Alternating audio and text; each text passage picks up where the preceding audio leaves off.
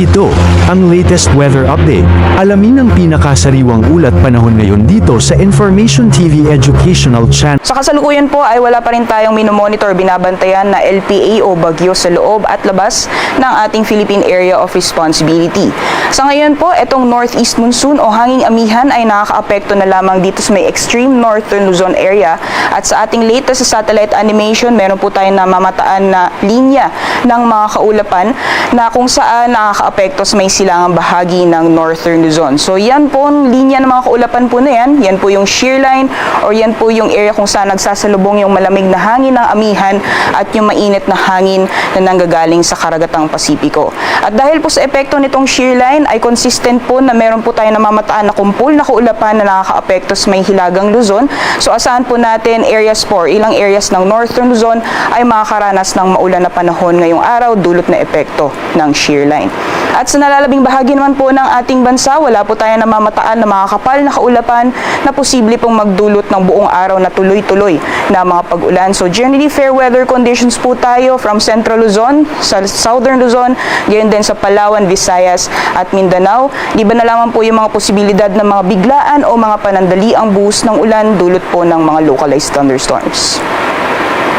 So magiging lagay po ng panahon ngayong araw dito sa Luzon gaya po ng nabanggit natin kanina dahil po sa epekto nitong shear line magiging maulan po ang panahon sa ilang bahagi ng norteng Luzon.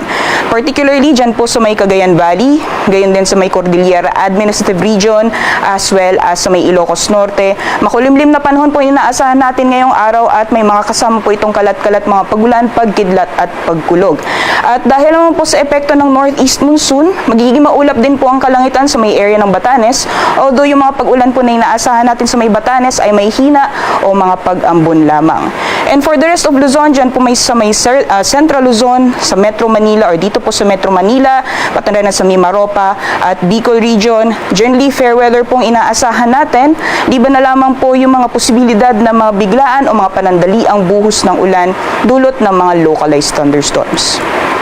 Para naman sa temperature forecast para sa mga piling syudad dito sa Luzon ngayong araw, dahil inaasahan po natin na maghapon na makulimlim ng panahon sa may area ng Cagayan, magiging mababa lamang ang maximum temperatures, especially sa may Tugigaraw, na maaaring umabot lamang ng 25 degrees Celsius. Samantalang agwat po ng temperatura sa Lawag ay maglalaro mula 24 hanggang 30 degrees Celsius, 18 to 22 naman para sa Baguio City, at para sa Metro Manila, gayon din sa Legazpi, maximum temperatures po natin ay abot ng 32 degrees Celsius. Para naman sa Tagaytay, agwat po ng temperatura ay maglalaro mula 21 hanggang 31 degrees Celsius.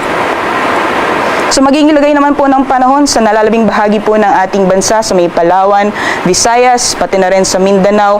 Maaliwalas po yung magiging panahon po natin, so magiging mainit, lalong-lalo na pagdating ng tanghali at may mga posibilidad naman po ng mga biglaang pagbuhos ng ulan na mas madalas nararanasan sa hapon o sa gabi dulot po ng mga localized thunderstorms. Temperature forecast po natin sa mga piling syudad sa Palawan, particularly sa may Kalayaan Islands, ay maglalaro mula 25 hanggang 32 degrees Celsius, 33 degrees Celsius maximum temperatures naman para sa Puerto Princesa. Para sa mga piling syudad naman sa Visayas, ang agwat po ng temperatura para sa Iloilo ay maglalaro mula 26 hanggang 31 degrees Celsius, maximum temperatures naman para sa Tacloban at Cebu, aabot ng 32 degrees Celsius. Dito naman po sa Cagayan de Oro, yung agwat po ng temperatura ay maglalaro mula 25 hanggang 32 degrees Celsius, 25 to 35 degrees Celsius naman para sa Metro Davao, at sa Zamboanga ay aabot ng 34 degrees Celsius. Sa ngayon po, meron pa rin po tayong weather advisory or babala sa malalakas mga pag-ulan sa mga susunod or within the next 2 to 3 days, especially po sa may bahagi ng northern zone dulot po yan epekto ng shear line. So ngayong araw or within the next 24 hours for areas po ng Cagayan, Isabela, pati na rin sa Apayao at Kalinga, maaring maranasan pa rin po yung moderate to heavy na mga pag-ulan, that is 50 to 100 millimeters 24-hour accumulated rainfall sa mga areas po na yan. So ibig sabihin po nito, may possibility na makakaranas po ng mga pagbaha, especially po yung mga flood-prone area. So doble ingat po sa ating mga kabayan dito po sa mga nabanggit na lugar. At bukas maaring maranasan pa rin yung malalakas na mga pag-ulan sa may Cagayan at Isabela, na possible pa rin po yung moderate to heavy na mga pag-ulan. Dulot pa rin yan na epekto ng shear line. Sa kalagayan naman po ng ating karagatan, wala po tayong gale warning sa ngayon. Iba yung pag-iingat lamang po sa mga planong pumalaot sa mga dagat baybayin ng Northern Luzon. Maaring maranasan pa rin po yung moderate to heavy or moderate rather to maalon na mga karagatan. At sa nalalabing bahagi man po ng ating bansa ay malaya po makakapalaot yung ating mga kabayan na mga mangingisda pati na rin yung may mga maliit na sakyang pandagat. Sunrise po natin ay 6:08 AM at lulubog po mamayang 5:26 PM.